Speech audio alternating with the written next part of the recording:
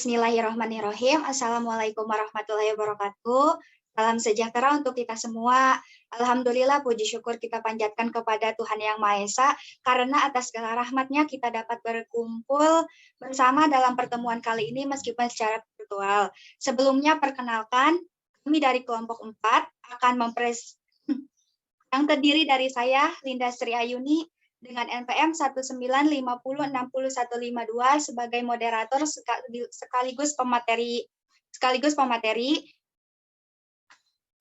Selanjutnya ada Rizky Saiful Yusuf dengan NPM 195060022, Oktavia Jusanti dengan NPM 195060132, Dinda Harningsi dengan NPM 195060147, Wulan Dwi Anjani dengan NPM 195060158, Nur Halimah Julianti dengan NPM 195060163. Pada kesempatan kali ini kami akan mempresentasikan makalah kami yang berjudul Kepemimpinan dalam Organisasi. Untuk mengefektifkan waktu, kita langsung saja kepada pemateri pertama. Saya persilakan untuk memaparkan materinya.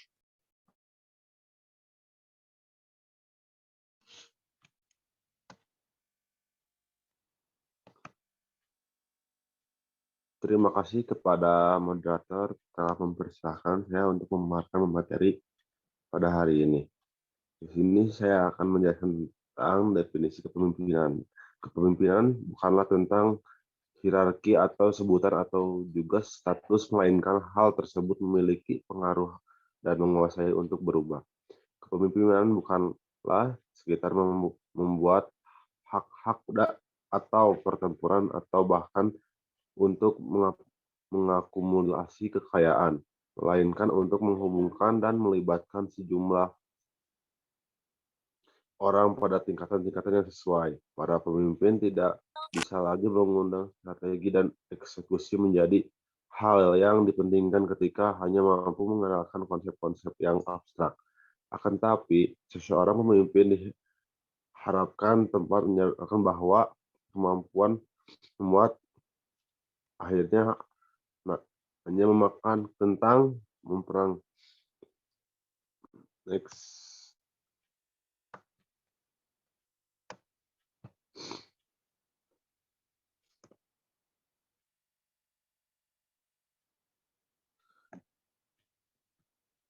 mendefinisikan arti kepemimpinan atau leadership sebagai suatu keahlian dalam memberikan pengaruh pada individu atau sekelompok orang untuk memperoleh visi dan tujuan seperti halnya pada organisasi formal. Dampak ini dapat menjadi bersifat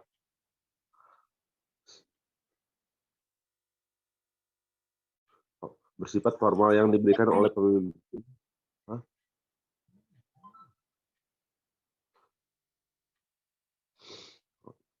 Dapat menjadi bersifat formal yang diberikan oleh pemimpin yang memegang sebuah jabatan pada organisasi sehingga harus dipatuhi dan dilaksanakan oleh bawahannya. Menurut Kreutzberg dan Kici 2005 menyatakan bahwa kepemimpinan atau leadership didefinisikan sebagai suatu proses pengaruh sosial di mana peran pemimpin untuk mengusahakan partisipasi sukarela dari para bawahannya dalam suatu target guna mencapai tujuan organisasi.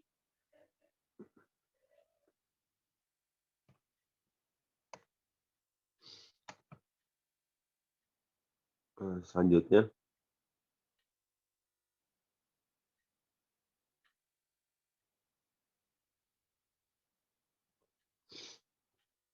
mungkin cukup sekian dari saya. Mohon maaf bila ada salah kata. Saya kembalikan lagi kepada moderator. Terima kasih kepada pemateri pertama yang telah memaparkan materinya. Selanjutnya kepada pemateri kedua, saya persilakan untuk memaparkan materinya.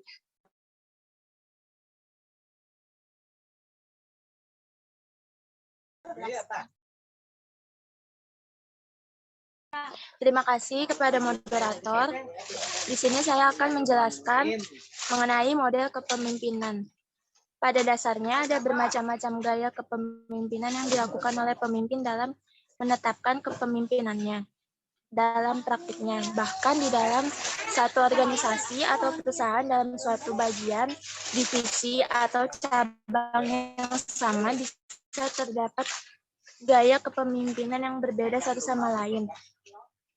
Seperti Prasetyo mendefinisikan, gaya kepemimpinan adalah cara yang digunakan dalam proses kepemimpinan yang mengimplementasikan dalam perilaku kepemimpinan seseorang untuk mempengaruhi orang lain.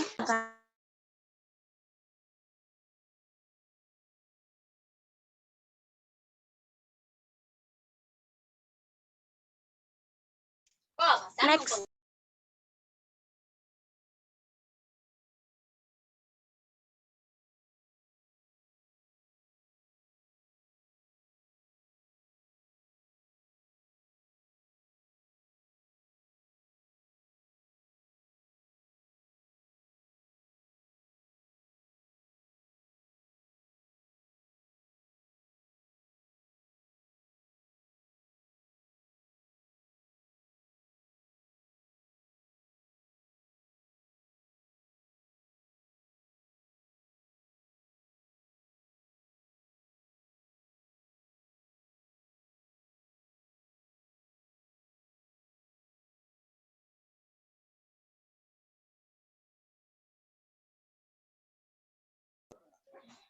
Pada bagian ini akan dibahas bermacam gaya kepemimpinan menurut beberapa ahli seperti dalam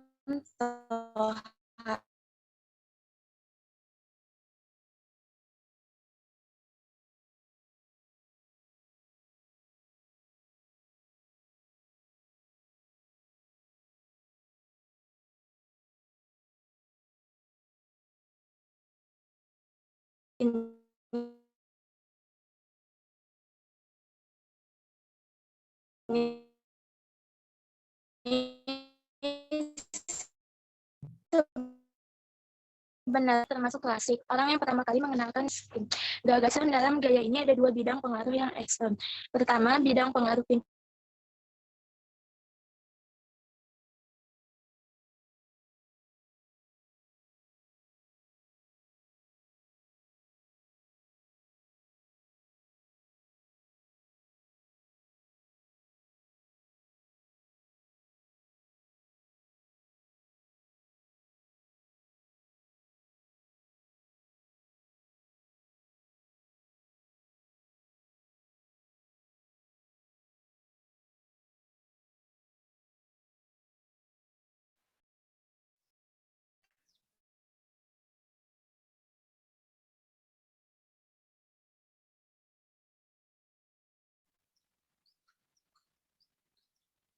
Pada bidang pertama, pemimpin menggunakan otoritasnya dalam gaya kepemimpinannya.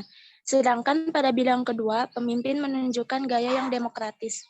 Kedua bidang pengaruh ini dipengaruhi dalam hubungannya kalau pemimpin melakukan aktivitas pembuatan keputusan. Yang kedua, gaya managerial grid. Dalam pendekatan managerial grid ini, manajer berhubungan dengan dua hal, yakni produksi di satu pihak dan orang-orang di pihak lain, sebagaimana dikehendaki oleh Black dan Mountain. Managerial grid menekankan bagaimana manajer memikirkan produksi dan hubungan manajer serta memikirkan produksi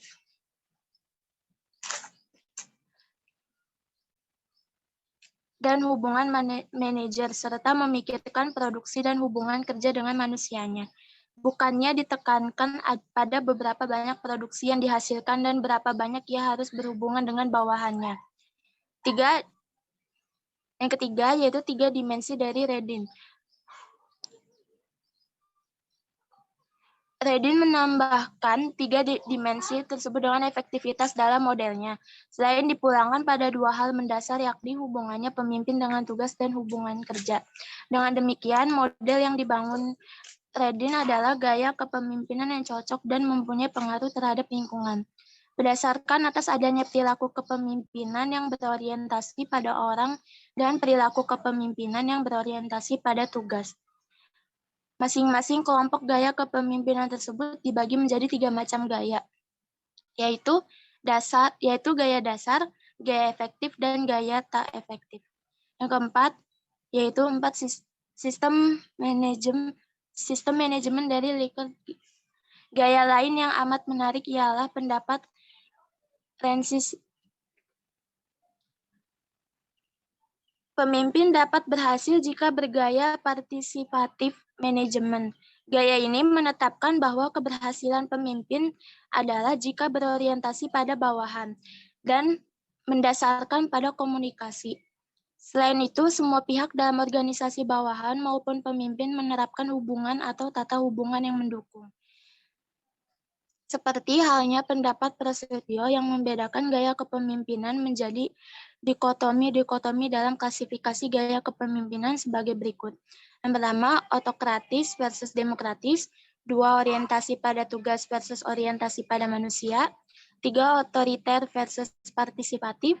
4, memerintah dan mendukung. 5, orientasi pada karyawan dan orientasi pada produksi.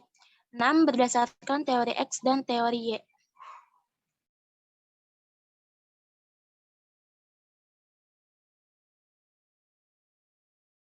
Cukup sekian pemaparan materi dari saya. Selanjutnya saya kembalikan kepada moderator. Baik, terima kasih kepada pemateri yang sudah memaparkan materinya. Selanjutnya kepada pemateri ketiga, saya persilakan untuk memaparkan materi. Terima kasih kepada moderator yang telah memberikan saya kesempatan untuk memaparkan materinya. Langsung saja di sini saya akan memaparkan materi teori kepemimpinan dalam organisasi.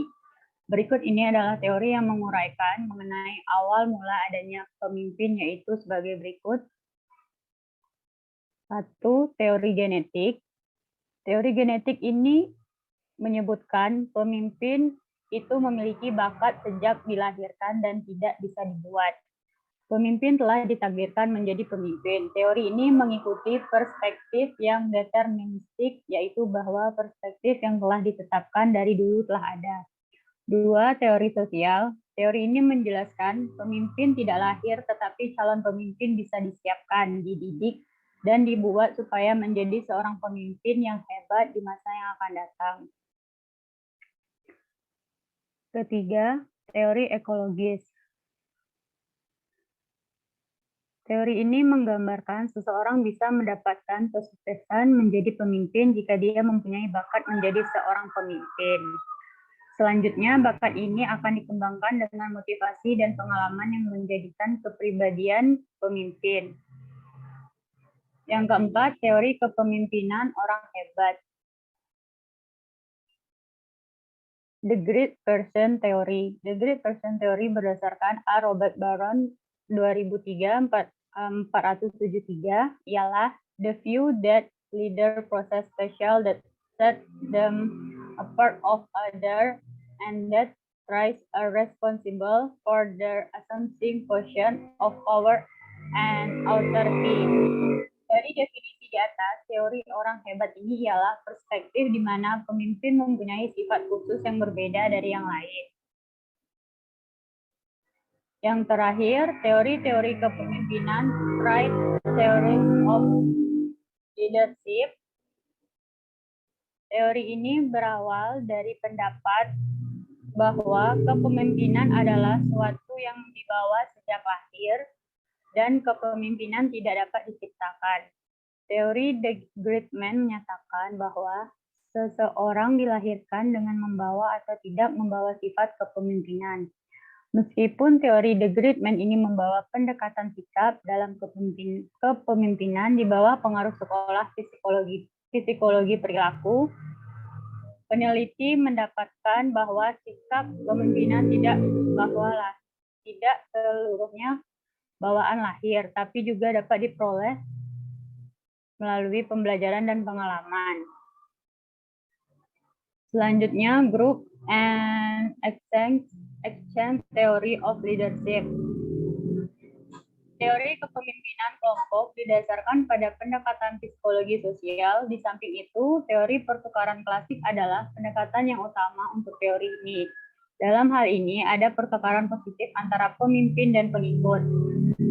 Pendapat C. Barnard yang dikemukakan Fred Lutan 1998-275 menggambarkan bahwa Exchange theory proposed that group members make contributions at cost to themselves and receive benefit at a cost to the group or other member. Interaction continues because member find the social exchange mutually rewarding. Dari pernyataan di atas dikatakan bahwa proses pertukaran terjadi antara leader dan follower. Para peneliti, para psikologi sosial dapat menggunakan teori ini untuk perubahan negara. Dalam hal ini, hubungan antara follower dan leader dapat dikategorikan menjadi dua model, yaitu satu, follower impact on leader. Yang kedua, the vertical that link ke model. Selanjutnya ada path goal leadership teori. Teori ini merupakan derivasi dari teori kerangka kerja harapan motivasi. Analisis ini digunakan untuk mengetahui dampak kepemimpinan pada kinerja. Pada intinya, path goal teori berusaha menggambarkan dampak perilaku pemimpin pada motivasi. Kepuasan dan kinerja bawahan dalam hal ini terdapat 4 gaya kepemimpinan berdasarkan versi House of the Theory Incorporated yang dikutip Fred Tutan 1998-280. 1. Directive leadership. Gaya ini mirip dengan teori otoritis kepemimpinan Lippitt dan White. Pengikut mengetahui dengan tepat segala hal yang diinginkan pemimpin dan pemimpin memberikan arahan khusus. 2. Sportive leadership. Pemimpin ramah, dekat dengan bawahan, dan memberikan perhatian pada pengikut. 3. Participate leadership. Pemimpin yang menanyakan dan meminta saran dari bawahan, namun pengambilan keputusan merupakan wewenang pemimpin.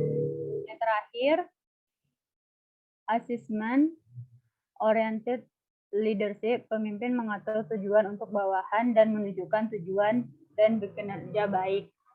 Cukup sekian dari saya kembalikan kepada moderator. Terima kasih kepada pemateri ketiga yang telah memaparkan materinya. Selanjutnya, saya akan memaparkan materi mengenai tipe-tipe kepemimpinan. Tipe-tipe kepemimpinan menurut Kartono 2011 halaman 69 meliputi tipe karismatik. Tipe karismatik, pemimpin ini adalah kekuatan energi, daya tarik yang luar biasa yang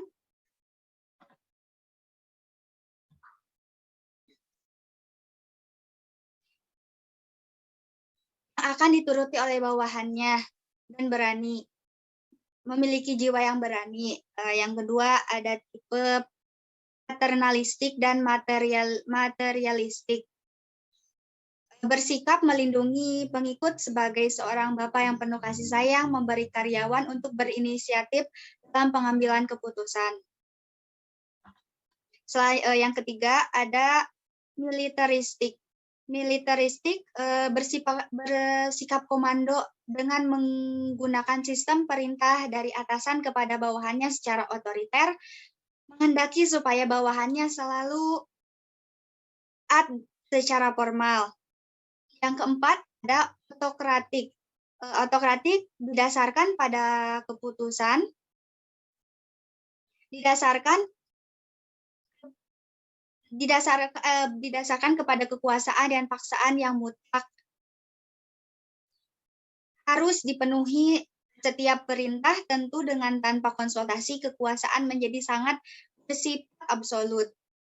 Yang kelima ada tipe laissez-faire.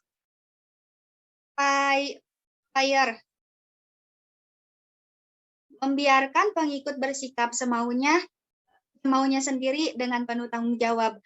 Jabatan pemimpin didapat dengan cara yang tidak baik seperti sistem nepotisme. Yang keenam ada populistik. Populistik dapat bersikap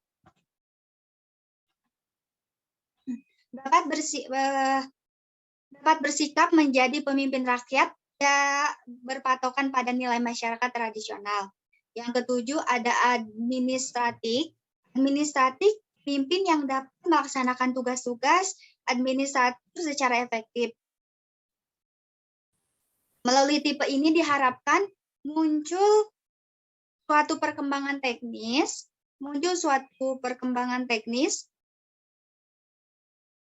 manajemen modern dan perkembangan sosial. Yang terakhir ada tipe demokratik. Tipe demokratik, pemimpin ini selalu berpusat pada rakyat dan memberikan bimbingan pada pengikutnya. Kekuasaan organisasi terletak pada peran aktif dan dari setiap bawahannya. Peran kepemimpinan sangat berhubungan dengan adanya perubahan. Pemimpin menentukan tujuan perubahan melalui pengembangan suatu visi mana yang akan datang. Selanjutnya mereka menyatukan orang-orang dengan mengkomunikasikan visi tersebut serta menginspirasinya guna mengatasi berbagai rintangan.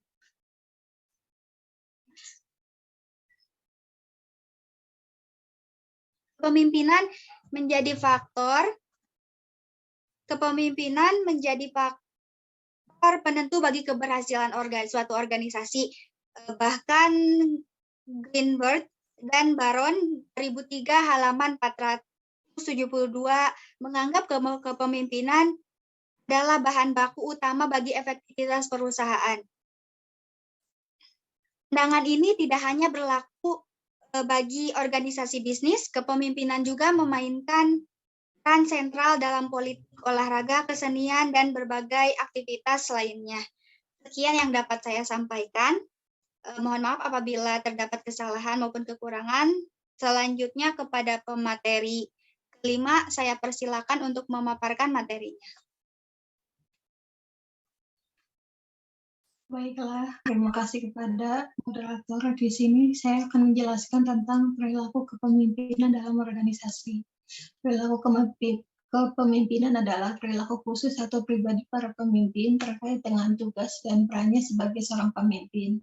Perilaku kepemimpinan dipahami sebagai suatu kepribadian atau personality seseorang yang memimpin diwujudkan dalam aktivitas kepemimpinannya dan dalam kaitannya dengan mengelola tugas dan hubungan dengan bawahan atau pegawai untuk mencapai tujuan organisasi. Perilaku seorang pemimpin terkait erat dengan beberapa hal, yaitu kemampuan yang dimilikinya, karakter setiap bawahan yang dipimpinnya, jabatan atau posisi tertentu yang diembannya, dan budaya organisasi serta situasi atau kondisi yang menyertainya. Next, selanjutnya.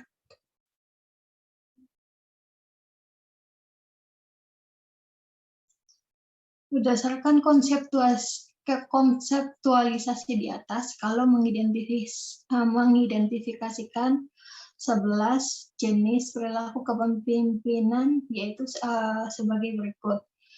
Yang pertama yaitu ada perilaku menyebarkan informasi. Penyebaran informasi merupakan sarana bagi organisasi untuk membina hubungan kerja organisasi baik secara internal maupun eksternal. Informasi sangat penting bagi organisasi, sehingga para berpandangan bahwa perkembangan organisasi sangat ditentukan oleh jumlah maupun kualitas informasi yang diserap organisasi. Dalam hal ini, peran pemimpin menjadi menentukan dalam menyerap maupun menyebarkan informasi. Nah, yang kedua yaitu ada perilaku konsultasi dan delegasi. Konseptualisasi perilaku konsultasi dan delegasi adalah perilaku atau tindakan pemimpin untuk membahas bersama pihak lain sebelum membuat keputusan, memberikan saran yang mendorong kemajuan, memberikan kesempatan kepada bawahan untuk mengambil keputusan secara mandiri, menampung ide dan saran dari bawahan, serta mengambil keputusan serta memberi kesempatan kepada bawahan untuk melakukan tanggung jawab atas pelaksanaan tugas pokok. Yang selanjutnya yaitu ada perilaku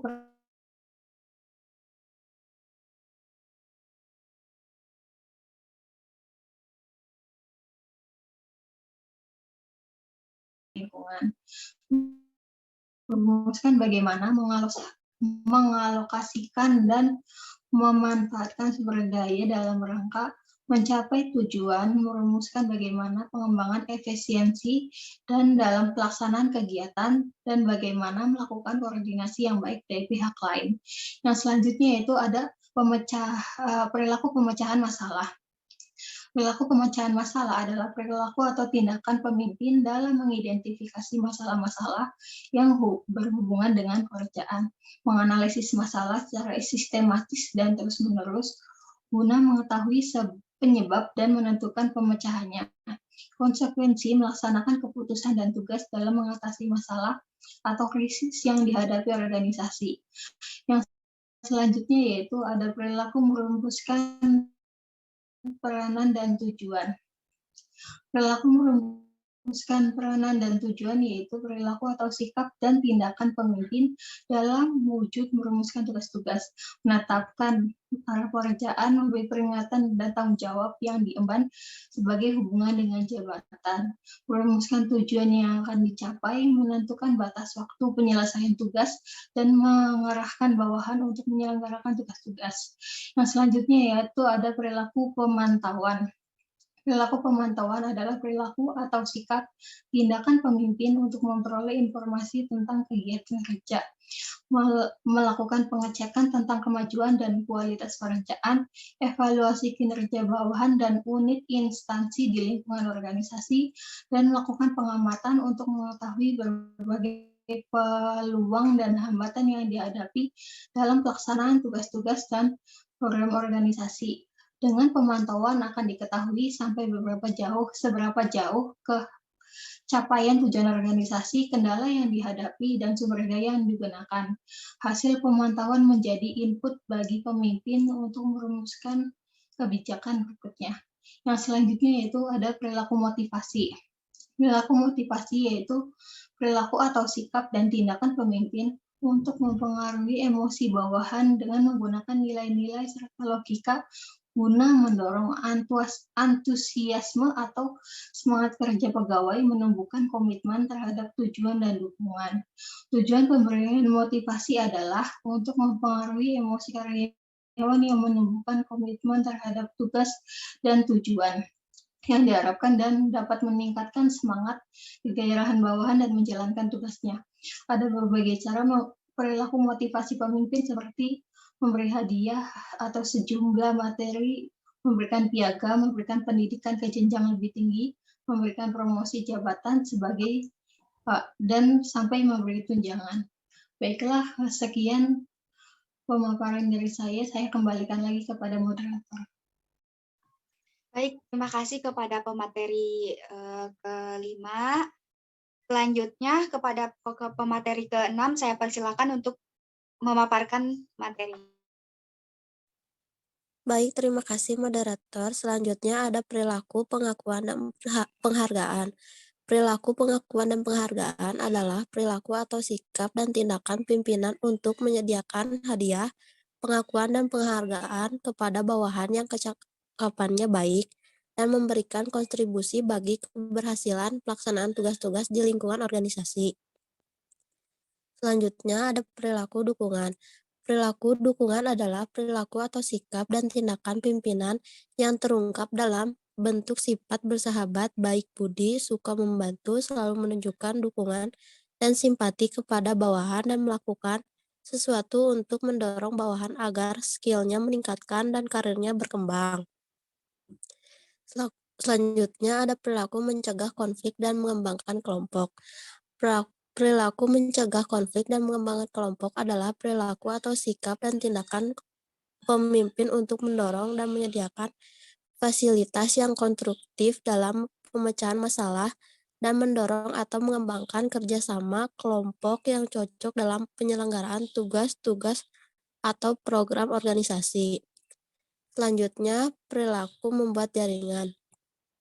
Perilaku membuat jaringan adalah perilaku atau sikap dan tindakan pemimpin dalam wujud membaur secara informal, membangun hubungan dengan orang yang memiliki sumber informasi, dan dukungan memantapkan hubungan dengan semua pihak yang terkait secara periodik melalui kunjungan, telepon, surat, menyurat, dan kehadiran dalam rapat serta event-event sosial lainnya. Slide selanjutnya.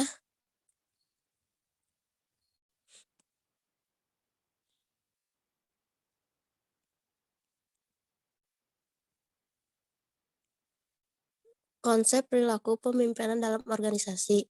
Teori kepemimpinan, teori perilaku kepemimpinan berdasarkan keyakinan bahwa pemimpin yang hebat merupakan hasil bentuk atau dapat dibentuk, bukan dilahirkan, atau leader Archimedes non-Brown berakar pada teori behaviorisme.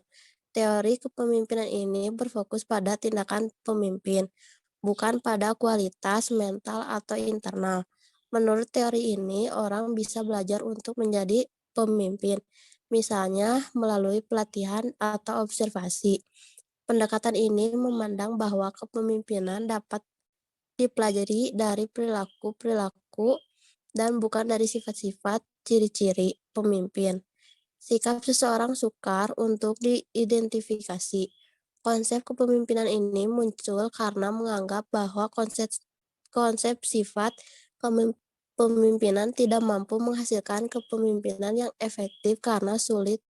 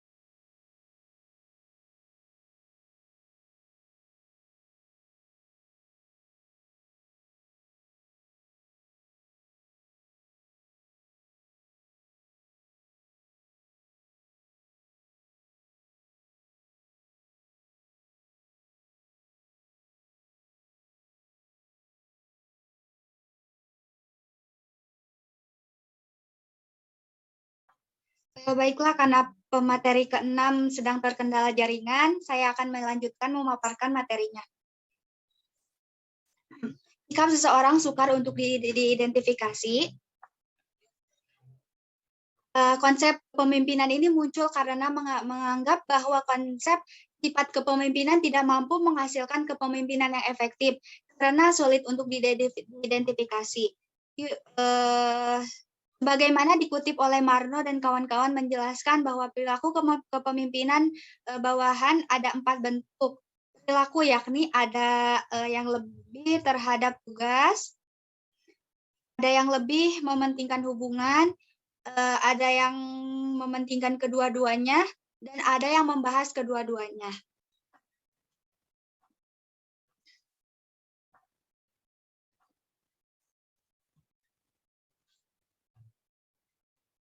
Selanjutnya ada penayangan sebuah video.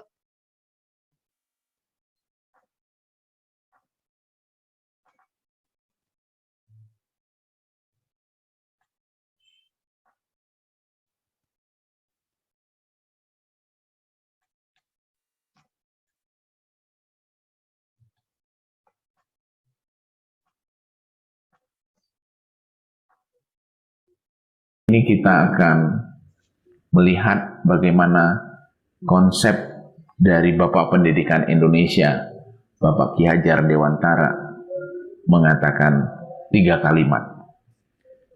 Ing ngarso sung tulodo, ing madyo mangun karso, dan tuturi handayani.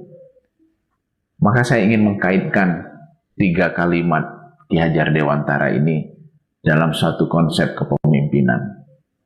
Saya setuju dengan pendapat para ahli bahwa kepemimpinan atau leadership adalah bagaimana kita mempengaruhi orang lain untuk melakukan sesuatu.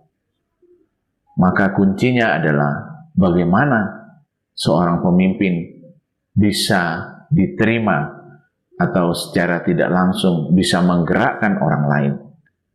Maka kepemimpinan yang saya sebut dari kalimat Ki Hajar Dewantara adalah menarik untuk kita kaji. Mari kita lihat yang pertama. Ing ngarso sung tulodo. Pemimpin jika berada di depan, maka ia jadi teladan. Saya ingin bertanya, kapan seorang pemimpin harus tampil di depan? Apakah saat segala sesuatu dalam keadaan yang stabil, tenang, dan damai, atau justru pada situasi yang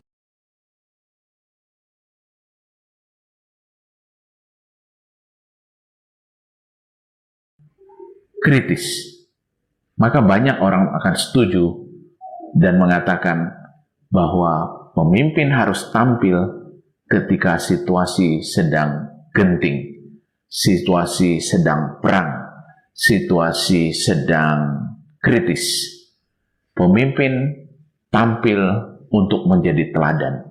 Pemimpin tampil untuk mengambil alih ketika banyak perencanaan dalam aspek manajemen mandek, tidak berjalan bagaimana mestinya. Banyak rencana-rencana gagal. Maka di saat itu seorang pemimpin harus tampil, mengambil alih dan mendobrak segala kesulitan-kesulitan yang ada di lapangan yang dihadapi oleh anggota tim.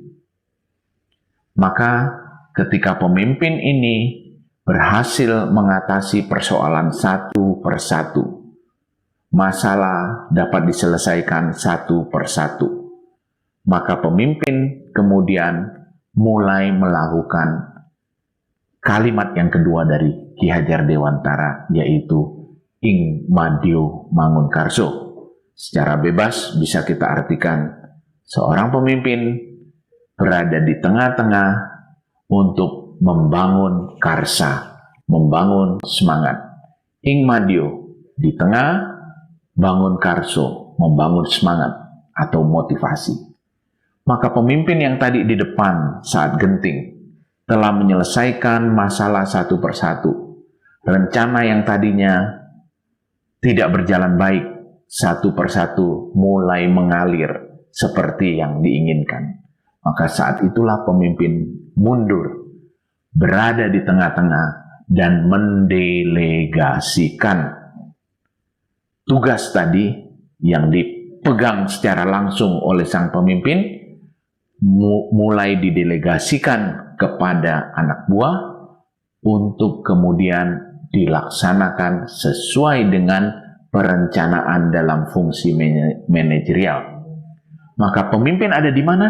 Pemimpin berada di tengah, di dalam kelompok, memberikan kenyamanan, memberikan kepastian, memberikan perlindungan, memberikan suasana yang kondusif bagi anggota tim, sehingga mereka merasa nyaman, aman, terlindungi untuk dapat menjalankan tugasnya dengan baik. Pemimpin perlu mengatakan, silakan lanjutkan. Saya akan berada di sini bersama Anda semua untuk kita sama-sama melaksanakan tugas dengan baik. Jika ada persoalan, datang kepada saya. Kita diskusi, kita selesaikan, kita cari solusinya bersama-sama. Itulah esensi ing madyo mangun karso. Pemimpin mendelegasikan, pemimpin bersama dengan anggota timnya, pemimpin memberikan semangat, dan anak buah dengan tentram, dengan nyaman, dengan situasi yang kondusif, melaksanakan tugasnya dengan baik. Pemimpin memperhatikan dan memotivasi. Maka kita beralih ke kalimat yang ketiga dari Ki Hajar Dewantara, yaitu Tut Wuri Handayani. Apa esensinya Tut Wuri Handayani? Secara bebas mungkin kita kenal dengan pengertian di belakang memberikan support atau dorongan. Maka saya ingin menjelaskannya dengan satu ilustrasi seorang atlet. Atlet yang mundur beberapa langkah di dalam pertandingan, artinya mundur beberapa langkah, mengambil ancang-ancang untuk melompat lebih tinggi, untuk lari lebih cepat, untuk mendapatkan satu prestasi yang lebih unggul.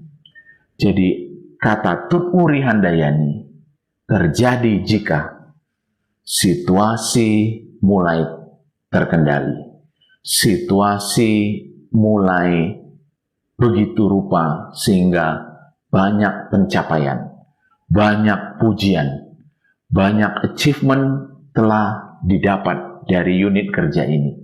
Maka seorang pemimpin mundur dari Ing Madio Mangunkarso menjadi Tut Wuri Handayani. Ketika penghargaan datang, ketika pujian datang, ketika sorot kamera, ketika banyak wartawan meliput bagaimana suksesnya unit kerja ini, maka sang pemimpin mengatakan, tidak, ini semua adalah hasil karya teman-teman, tim saya. Saya hanya memberikan support saja dari belakang. Esensinya adalah saya mundur beberapa langkah, mempersiapkan diri sebagai satu ancang-ancang untuk tugas yang lebih tinggi, untuk tanggung jawab yang lebih besar, untuk satu assignment, untuk satu penugasan yang lebih tinggi dalam karir maupun dalam kontribusi saya bagi organisasi dan masyarakat luas. Tut Wuri Handayani artinya adalah saya sudah berhasil dalam level ini, saya mempersiapkan diri untuk level selanjutnya. Bapak Ibu sekalian, Ing Ngarso Sungtulodo, pemimpin mengambil tanggung jawab ketika banyak hal tidak berjalan sebagaimana mestinya. Dia harus mendobrak, dia harus mengatasi segala persoalan. Ketika sudah berhasil diatasi, Ing Madio Mangunkarso mendelegasikan kepada rekan kerja sambil memberikan semangat dan motivasi. Ketika sudah sukses berhasil, Tut Wuri Handayani. Ini semua adalah karya tim. Saya mempersiapkan diri untuk tugas selanjutnya. Semoga konsep dari Ki Hajar Dewantara yang sungguh filosofis ini dapat memberikan inspirasi bagi kita untuk menjadi pemimpin yang lebih baik. Sampai jumpa di lain kesempatan. Terima kasih. Pada audiens, jika ada yang mau bertanya, saya persilakan.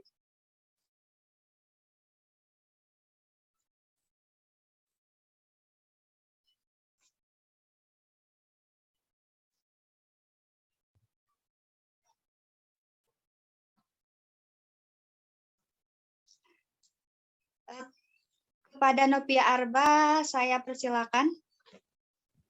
Baik, terima kasih moderator. Assalamualaikum warahmatullahi wabarakatuh. Perkenalkan, nama saya Novia Arba Putriasnita, perwakilan dari kelompok 3. Izin bertanya, ketika kita menjadi pemimpin, apakah harus bisa public speaking? Nah, jika tidak pandai dalam public speaking, apakah dapat menjadi seorang pemimpin yang baik? Cukup sekian pertanyaan dari saya. Terima kasih moderator. Terima kasih atas pertanyaannya. Boleh di-chat ulang di kolom chat. Oke. Kepada Pelda, saya persilakan. Terima kasih kepada moderator. Sebelumnya, perkenalkan nama saya Pilda Nur Rohmah, perwakilan dari kelompok 2. Untuk pertanyaannya, bagaimana jika kita dipilih menjadi pemimpin secara paksa, tetapi pada saat diberi kepercayaan tersebut, kita kurang begitu percaya diri dan yakin untuk dapat bertanggung jawab menjadi pemimpin. Untuk pertanyaannya, bagaimana cara kita agar dapat memiliki keyakinan bahwa kita dapat bertanggung jawab menjadi seorang pemimpin? Terima kasih. Terima kasih kepada Pilda.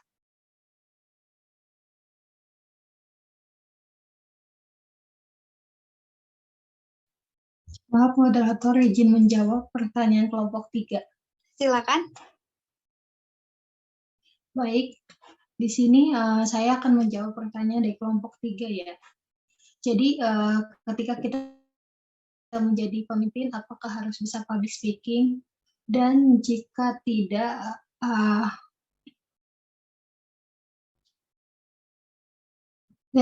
pandai dalam public speaking, apakah dapat menjadi seorang pemimpin? Jadi seorang pemimpin itu udah otomatis harus bisa public speaking. Ya seperti di sini yang sudah dikutip di menurut Stottkill dalam buku Personal Factor Associated with Leadership yang dikutip oleh Kartini Kartono dalam bukunya Pemimpin dan Kepemimpinan. Jadi di sini mengatakan bahwa pemimpin itu harus memiliki syarat-syarat sebagai berikut. Yang satu yaitu memiliki kapasitas, yaitu meliputi kecerdasan, kewaspadaan, kemampuan public speaking salah satunya, dan kemampuan menilai. Yang kedua yaitu mempunyai ilmu pengetahuan yang luas, dan ketiga yaitu mempunyai tanggung jawab, mandiri, berinisiatif, tekun, pulet, percaya diri, agresif, dan punya hasrat untuk unggul. Yang selanjutnya yaitu ada partisipasi aktif, memiliki sosialitas tinggi, mampu bergaul, kooperatif atau suka bekerja sama, mudah menyesuaikan diri, punya rasa humor. Yang selanjutnya yaitu status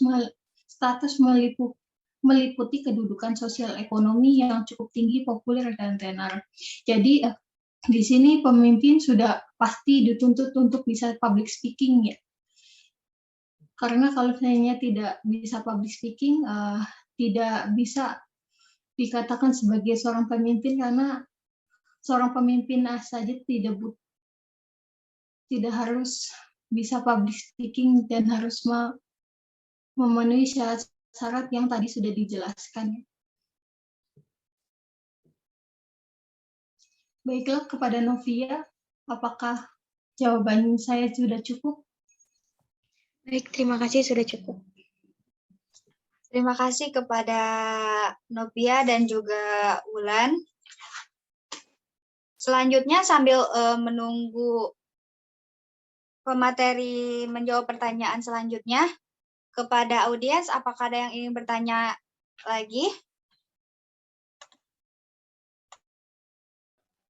Moderator ingin menjawab Silakan. pertanyaan dari Yelda. Ya, silakan. Pertanyaan, bagaimana jika kita dipilih menjadi pemimpin secara paksa, tetapi pada saat diberi kepercayaan tersebut kita kurang begitu percaya diri dan yakin untuk dapat bertanggung jawab menjadi pemimpin? Pertanyaannya, bagaimana cara kita agar dapat memiliki keyakinan bahwa kita dapat bertanggung jawab menjadi seorang pemimpin? Yang kalau menurut kelompok kami yang telah didiskusikan, pertama ya kita harus percaya diri dulu, dan yang keduanya kita harus mau belajar menjadi seorang pemimpin. Apabila kita sudah diberi kepercayaan untuk menjadi pemimpin, maka kita harus menumbuhkan rasa percaya diri dan berpikir positif bahwa kita mampu menjadi pemimpin. Selanjutnya kita harus belajar untuk menjadi seorang pemimpin. Itu untuk menumbuhkan keyakinan menjadi seorang pemimpin yang bisa bertanggung jawab. Mungkin segitu. Gimana Pilda Nur Rohmah untuk jawabannya? Jawabannya sudah dapat dipahami. Terima kasih. Ya, sama-sama. Terima kasih kepada Rizky yang telah menjawab pertanyaan dari Saudari Pilda. Selanjutnya, jika ada yang ingin bertanya kembali, saya persilakan.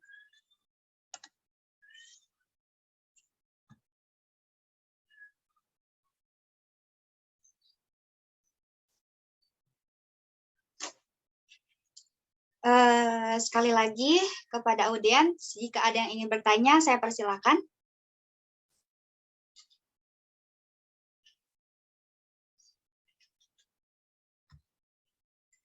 Baiklah, jika tidak ada yang bertanya lagi, sebelum mengakhiri presentasi kali ini, saya akan membacakan kesimpulan terlebih dahulu. Kepemimpinan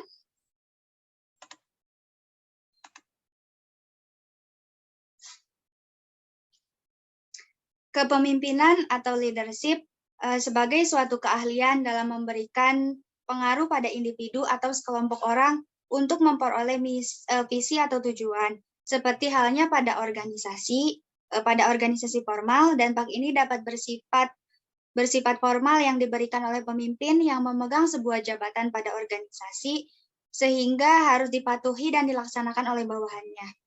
Seorang pemimpin dilihat dari bagaimana pemimpin tersebut dapat mempengaruhi orang lain dengan karisma yang dimilikinya, dan juga dapat mengendalikan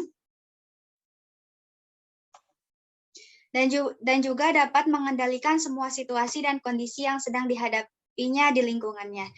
Seorang pemimpin juga harus memiliki kestabilan emosi dan memimpin para anggota di bawahnya dan bersikap adil kepada para anggota-anggotanya.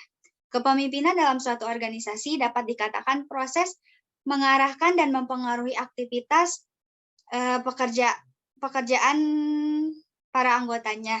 Hal ini dapat dilihat dari kehidupan organisasi bahwa seorang pemimpin memiliki kekuasaan untuk mengarahkan dan mempengaruhi anggotanya dalam melakukan aktivitas pekerjaan. Fungsi tersebut tentunya terkait dengan pencapaian tujuan organisasi, sehingga tanpa adanya kepemimpinan, maka tujuan organisasi dapat dikatakan mustahil tidak dapat dicapai. Sekian pemaparan materi dari kelompok 4. Mohon maaf apabila masih banyak terdapat kekurangan maupun kesalahan dalam penyampaian materi. Demikian presentasi kali ini. Kami sampaikan mohon maaf dan terima kasih atas perhatiannya. Wassalamualaikum warahmatullahi wabarakatuh. Waalaikumsalam warahmatullahi wabarakatuh.